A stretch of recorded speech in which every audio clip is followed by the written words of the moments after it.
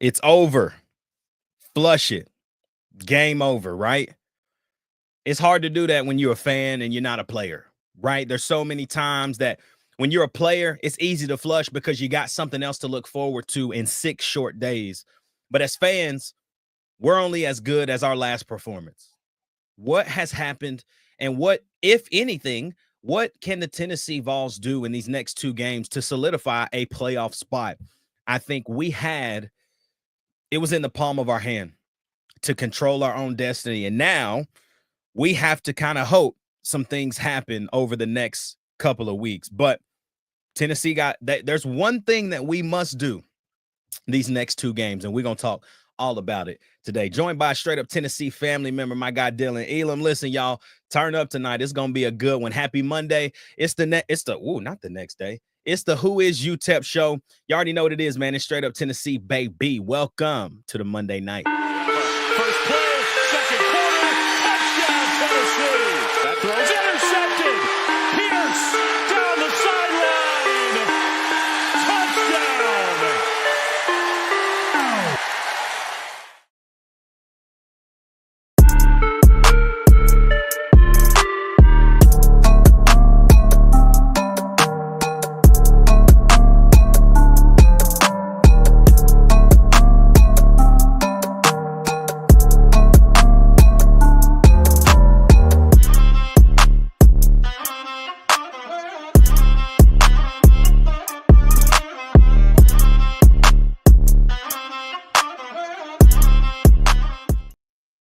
Straight up Tennessee family, what's happening? It's your boy Ruck in the building, joined by my guy Dylan. Y'all know what to do, man. It's the top of the show. Like, comment, subscribe, hit that bell notification, man, right now, so y'all never, and I mean never, miss an episode. Also, join the channel, man. $2. Telling y'all on Thursday, the caramel apple empanada coming back out at Taco Bell. Okay, it's gonna be like $2.19. I already know they're gonna be taxing because we still dealing with some governmental issues, but I'm gonna tell you this right now. Don't spend that $2 on Thursday, man. Pull up. Spend that $2 right here on Straight Up Tennessee, man. Apple and Spotify. Glad you're rocking with us right now, man. Go ahead, rate it 5 stars, and let the people know why they need to be listening to Straight Up Tennessee. Dylan, bro, it's been a minute since we've been on the show together. What's happening, bro? What's going on? Man, not too much. Still mourning the loss, but hey, it is what it is. We roll on. We got to take care of these next 2. I think these next 2 got way bigger than they should have. I knew Vanderbilt was no slouch. I think we've seen enough of Vanderbilt. You know, I said this yesterday, bro, on the next day. ESPN has Texas's best win as on the road against Vanderbilt. Yeah. And if that is so true, that lets me know Texas is truly not battle tested, because the one game they had a battle in, they got absolutely whipped. Right. And so there's a lot of those elements, right? That I'm just kind of like, okay, come on, we can get over the hump. We can make it. But nothing is going to change my mind, bro. The media does not like Tennessee. And I don't know why. I don't know what that issue is, man. I couldn't tell you, bro. It's like we take 1 step forward and 2 steps back. Like we beat Bama, take care of that, and then it feels like we barely kind of jumped up in the rankings. And then right before we play Georgia, for some reason, BYU and Indiana jump us. That still don't make no sense to me, especially after BYU got throttled by Kansas. Not at all. But hey, I wonder where they're digress. going to land tomorrow night. They got to be out of the top 12. They have to be, right? Like in my mind, there's just no way, because you lost to Kansas was 3-6, bro. They ain't going to a bowl game. No, and Kansas is one of those teams where their record don't really reflect the team. Jalen Daniels they got some guys. Bro, Jalen Daniels is having a pretty good season. I haven't looked up on it recently, but they're a lot like Arkansas. Like their Very record much don't really reflect what they are, but it is what it is. Yeah. I mean, overall, are you upset with how Tennessee played Saturday? I can say I'm very upset with the defense, man. Like, oh yeah, it looked like 2022 all over. I mean, right. soft zones. Now, I said this yesterday, and it was true, bro. On the rewatch, there were multiple times on second down, just like a normal 2nd and 5, bro. They come out in a 3-2-6, Georgia, 3-2-6, and 6 guys in a straight line, 15 yards off the ball. Yep. What are you supposed to do? Yeah, you can run the ball, and we did. But Right. when people are getting pissed off that nobody's going downfield, and I try to explain to people who don't really understand football, which is most of our Vol fans, sadly, like when Nico overthrew the 9 ball to Dante down the sideline, Mhm. Heupel is telling him, hey, I don't care if he's not open. Throw the ball. Get Here's rid of why. it. Because that is going to give you some relief to do more things as far as running the football. It's going to give you more passing things, which on that same exact drive, we saw an out route to Squirrel. We saw kind of a little dig route to Kisselman. We saw a bursting big run by Sampson, right? Like, so because we threw that on first down and it didn't really make a lot of sense, everybody's like, overthrow. Did Dante have him beat? Yeah. It was neck and neck. Right. But that's a play that is called a throwaway. It's like, listen, put it up. I don't care if he's not open. If you think that he's not open, overthrow the ball because we just need them to give us some relief up front. And Right. so, and then they start coming out with 6 DBs and they're not even playing like a man, bro. They are playing No. deep third. That's it. Straight prevent. Like Straight straight prevent. deep third, bro. I'm like, Oh, yeah. what are you supposed to do? You can't do anything against that. No. And Nico was still getting completions is the crazy part. 20 of I 30. feel like we kind of went away from Kitselman and the tight ends in the second and third quarter. I didn't like that very much, to be honest with you. It just, I don't know, man. It felt like we had the lead and we knew it, and then we started playing scared. And that goes for offense and defense to me. I felt like even when we were getting off the field, right? Right. Ricky was clamping guys. But even on top of that, like, how many times if Ricky turns his head were those interceptions? First play of the game, bro. I Like was screaming, bro. how many of those are interceptions, right? I Hey, mean, that's 2 at least. how many like I think about Georgia's first touchdown, the Oscar Delp throw over the middle in the red zone. When you look at the play, all of our guys were in the right position. Yeah. Arion's first step was the wrong way. And that is exactly how Delp got right over back in because that was his zone. That's right where his zone was. Excuse me. If Arion turns around, maybe even jumps, I think he might even jump and bat the ball down. Yeah. But he was running straight towards him because he knew he was beat. Right. And when that ball was thrown and Delp caught it, I knew. I was like, Beck's locked in because we didn't hit him, dude. We didn't hit the dude once. And even when he didn't hit him. scrambled, I don't know if it was on that drive or the drive following, but Beck took off for like a 15-yard scramble, and he was going downhill on Andre Turrentine. Truck. I love you, bruh, but can you please just lower your shoulder one time and run somebody over when you going downhill on them like that? I ain't seen a safety get trucked like that since Tebow was around, bro. By Carson Beck, dog. Carson Beck, bro. By He what, Carson 6'2", Beck. 215, bro? Like, Come on a now. truck turn time. Yeah. Andre been struggling a little this year. He's had some plays. I mean, the pick He against has. who did he catch that pick on? It was a tip ball. Was it last week? What game was it? Maybe. Might have been. I don't remember. It was the ball that I was like, there's no way this is a pick. And he caught it. It was a black. Right. Yeah, we were in the blacks. Yeah, it was Kentucky. Yeah. I remember now.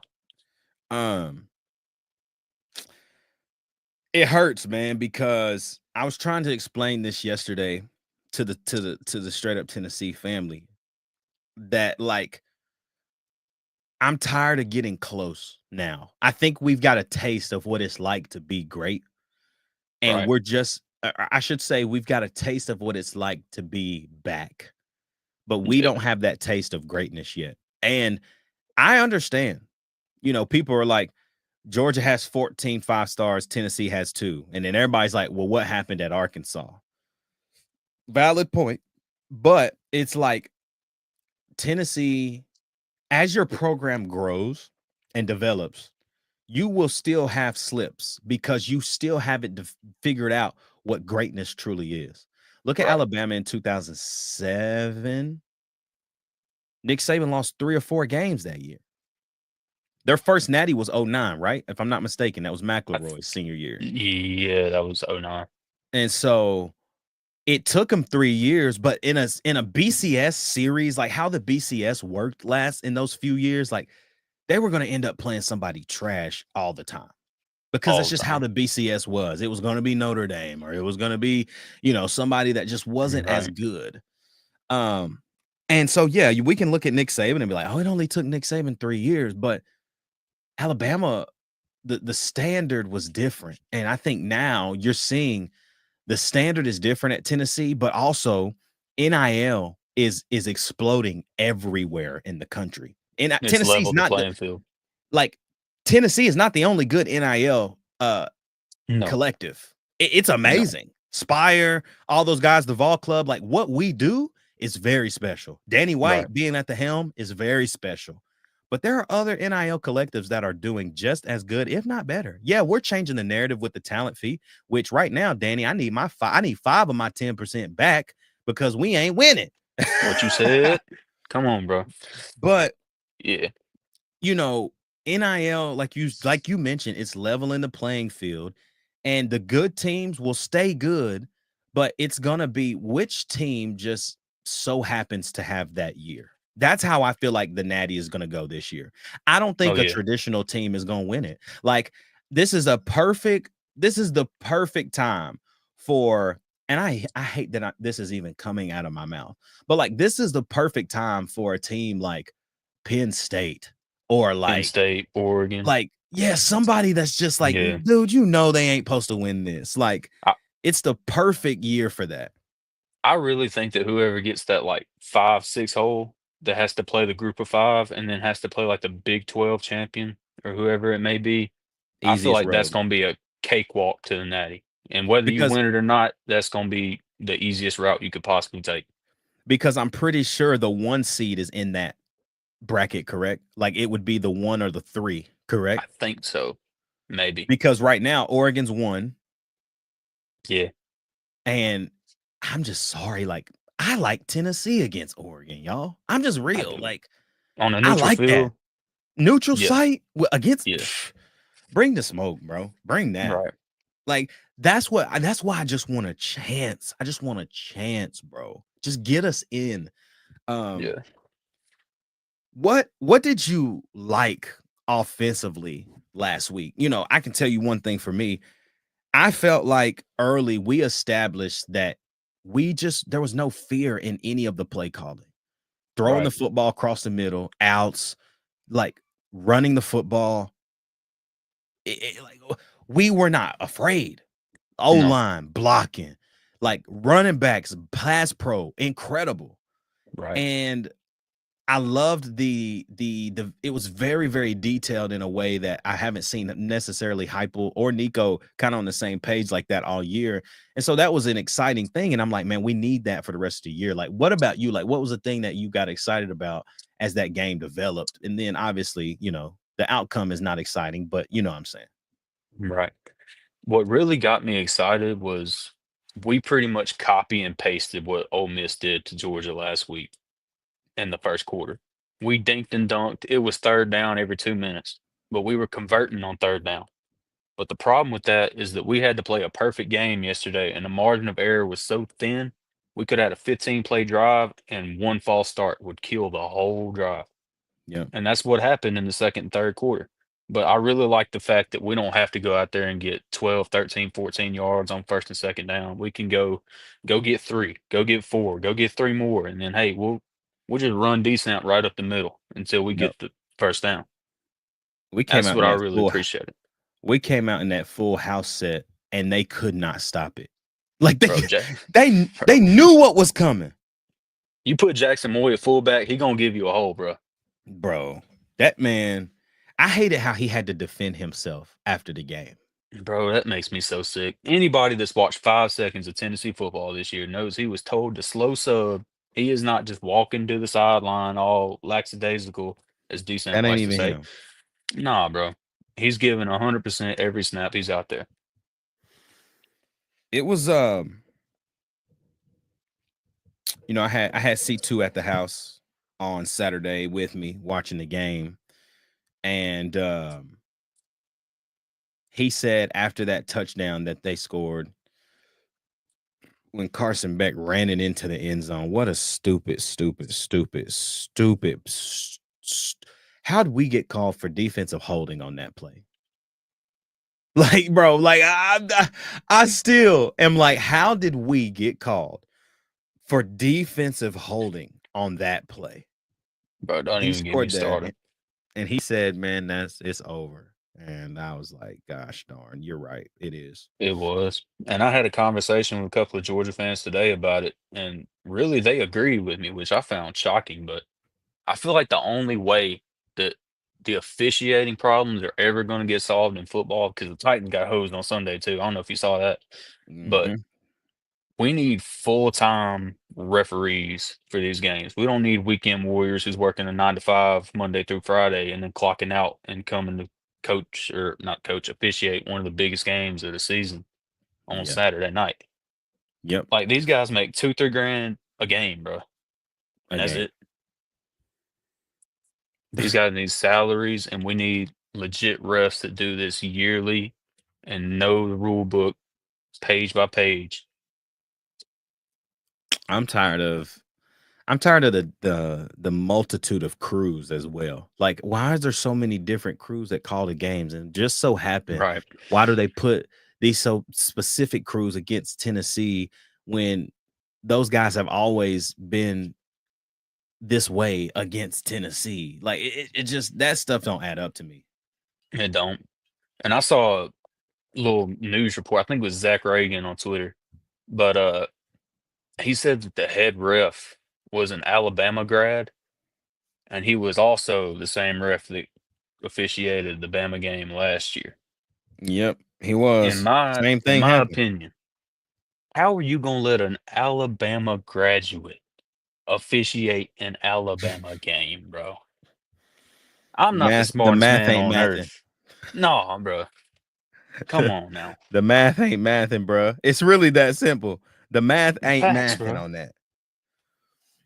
Before I dive into who UTEP is, we talked about, the playoff and what that looks like for Tennessee, right? Like there's a lot of stuff that has to happen. And it shouldn't be. We're 8-2. We're gonna finish this year 10-2. But Right. I had a great post by Vol Report today said games that Tennessee fans need to look at and root for over the weekend. They started with Ole Miss and Florida. Said we need Florida to win. Yep. Indiana, Ohio State. We need Ohio State to beat the piss out of them. Yep. Army and Notre Dame. We need Army to win that game. Penn State, Minnesota. We need Minnesota to win. Alabama at Oklahoma. You need an Oklahoma win. Right. I don't necessarily think the Bama Oklahoma game is a must, right? Like you beat Alabama, Nah. you're gonna have that on them. Really, the only thing that would do is eliminate the bias. But even then, Indiana got to take a L, and a fat one. fat one. They I'm talking can't like they got to lose by about 20. 3 scores at least. Yep, Yeah. yep. I It think it's can't be 20. close. I think that 17 number is the sweet spot. Probably, yeah. They Um, just got to get throttled by somebody before the season's up. Because if they go into the Big Ten championship, it ain't gonna be pretty between them and Oregon, bro. no, no, no. But guess what? They would No. still get in if that was their only loss. Yeah, that's Which the sad part. they ain't beating Ohio State, bro. I'm telling you, They ain't. they ain't. It ain't They happening. ain't. Um, Penn State's susceptible. They can lose any week. I just think like the fact that Penn State is so high in the rankings and the one ranked matchup you had, you lost and you were at home. That's the only ranked Somebody, team on their somebody help me schedule, understand what the committee is doing, deal. bro. That would be like Memphis playing one ranked team, beating everybody else, and then making the playoff. My point. Come on now. This is crazy. It makes no sense. It makes zero sense at all. I don't get that, man, at all. I don't either. And you Um, talk about strength of schedules. That's got to account for something. If we got Indiana, Penn State sitting there back to back, and then BYU was in there last week, how hard are we looking at strength of schedules? Are we looking at losses or are we looking at wins? Because if we're that's a looking at great losses, question. I feel like we're going to be in trouble. But if we're looking at wins, I feel like we got a shot. But That's I a don't know. great question. That's actually a great question. Right. Because I I ain't get even confused thought every about that. week. I get confused every week looking at it because it's like, okay, a top team loses to another top team and then they slide 3 or 4 spots. But if a team loses to an unranked, they'll only slide like 10 or 11 spots, but they'll still be up there. It makes That's no what sense. I don't get, man. That's why they got to take out the commissioners and all of these weird people that are in this. Like, this needs to be coaches, Right. like coaches from other teams, like that Yeah. ain't gonna be in the playoff. Like, you know what I'm saying? Like, Right. Yeah. completely unbiased guys who are just saying the facts. Like, put Sam Right. Pittman in that room and let's see what happens. Yeah. Right? Sam Yeah, Pittman, Mike we beat Norvell, people Tennessee, like right? that. Like, yeah, he can say we beat Tennessee, but I can promise you that's still one of the best 12 teams in the country. Right. I think that's the way it has to go, especially when this 2-year contract runs up, right? So, like, you got this year and then next year, and then 26 and 27, they change in the format somehow. And Yeah. I don't know Did they what ever say if it's gonna be like a 14 or a 16? they don't know. So that's the thing. They're changing the format. Nobody knows. And so that's why, I'm even looking forward to that. Like, what changes? What's the Right. difference? Like, what more can you do? I think 12 is a sweet spot Mhm.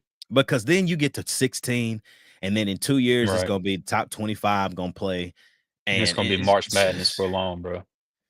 and then I'm with this thought of the Big Ten and the SEC saying, screw y'all. Let's just go do our own thing. A top 3 from the SEC and Big Ten.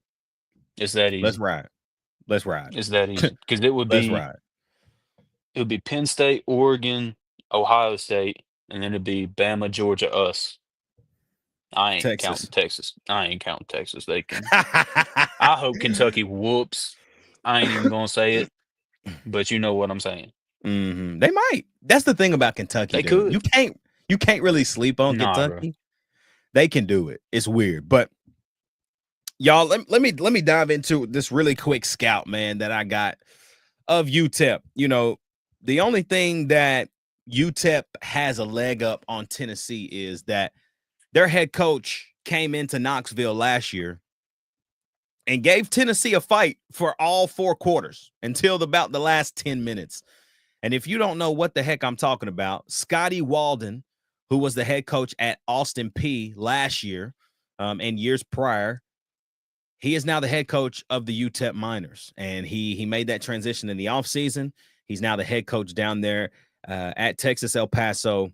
And he knows what Tennessee's going to do. He had granted, our offense was god awful all year last year.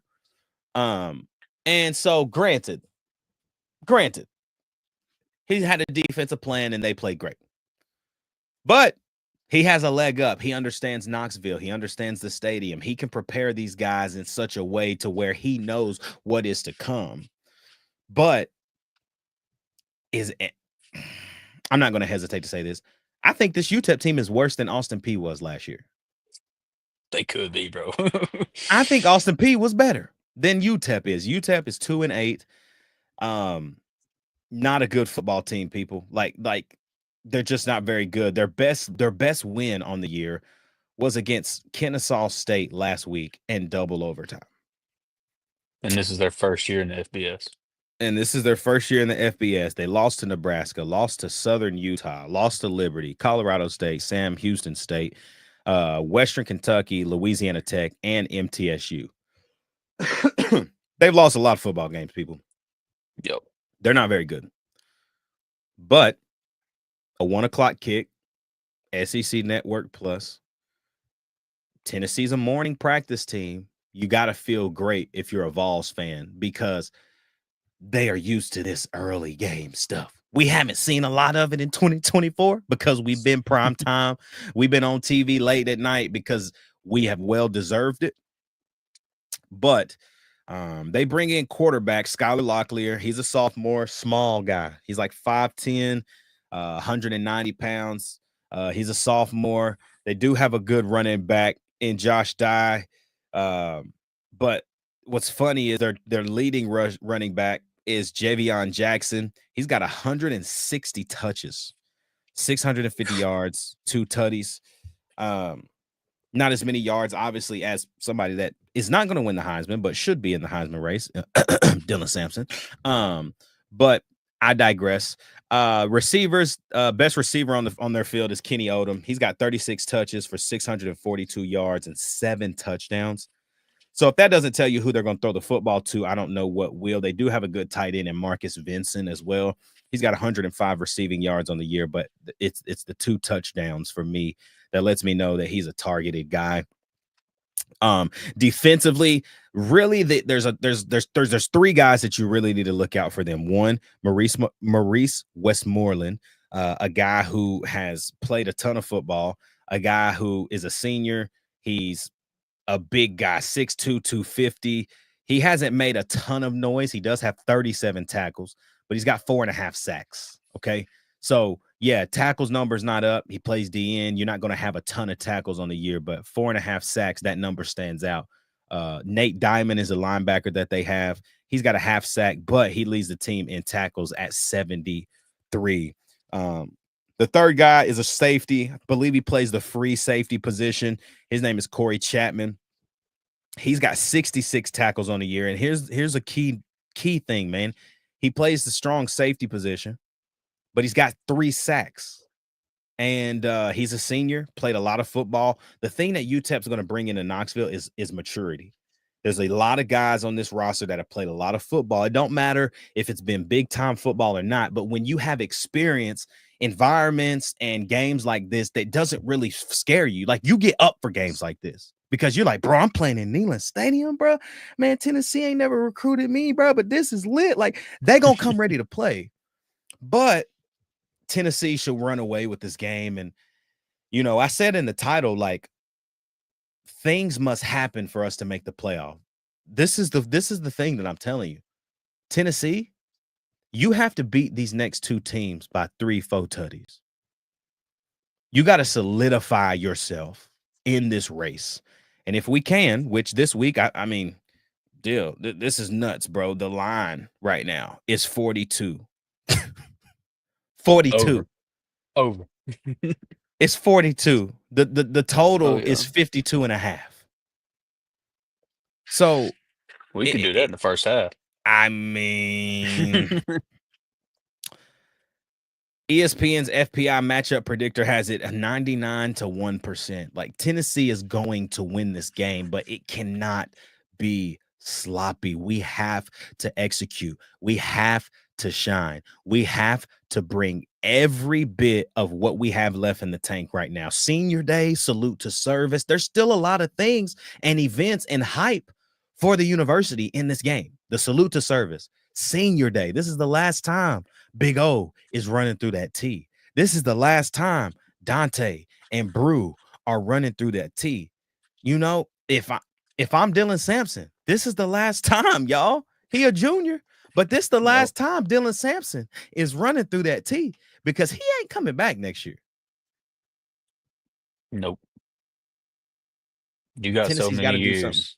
Tennessee's got to do something big in these next 2 games, deal, man, or else we will allow the committee to own what happens here in about 3 weeks. Yep. You a Grizzlies fan? What they I am say a in Grizzlies Memphis? fan. In the M, man. I am Memphis, man. What they say in Memphis during playoff time? Whoop that. Whoop that. Come on now.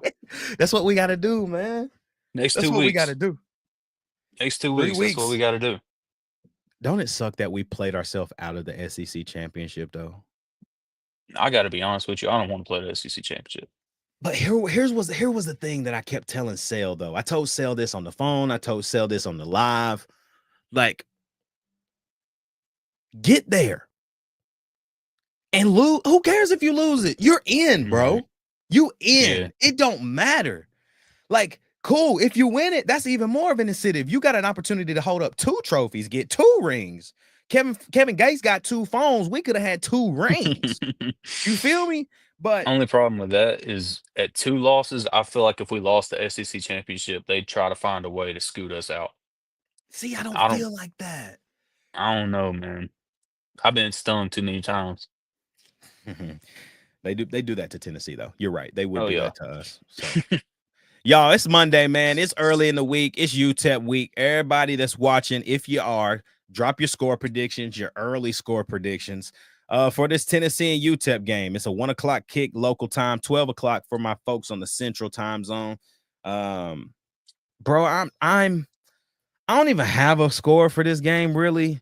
I don't either. I got predictions like Gaston Moore's in it at third quarter, like Oh, Nico yeah. sitting before halftime. You know, Dylan Sampson gets 100 yards before the end of the second quarter, like that before the end of the first quarter. Like, I got things like that, but this is not a game that I'm excited to watch. You know what I I mean? ain't either. I'm gonna be paying more attention to the games happening around us Right. than this one. But you know, if I had to give you a score on a Monday, man, I'm gonna just say 51-3, Vols. I'll stay with you in that range. I'll say 58-6. I like That's that. yeah. I like I feel like 58-6. I feel like Nico goes out there and he just lights it up, and then Gaston comes in and it's just run the They let clock him out. play. I feel like they're gonna let him play a little bit. Oh yeah, it's senior day. He's gonna get some run, but Yep. So shoot, y'all. Well, look, man, it's a shorter live on this Monday, man. But we'll be back. You already know Friday morning. Be on the lookout. We're gonna have a show ready for you. The one more day UTEP week. All news, all the news from the media, everything, man. We'll digest it and talk about it there. Shout out to that boy Dylan for pulling up on us tonight as well. Y'all know what to do, man. Like, comment, subscribe, hit the bell notification. Apple and Spotify continue to rate it. Join the channel here on YouTube. Until Friday, y'all know what to do. We love y'all. Shout out to all my boys who didn't join. So for Sale, for C2, for Turn, and for my guy Dylan, man. It's your boy Ruck in the building. You already know what it is, man. It's straight up Tennessee, baby. We'll see you back on Friday.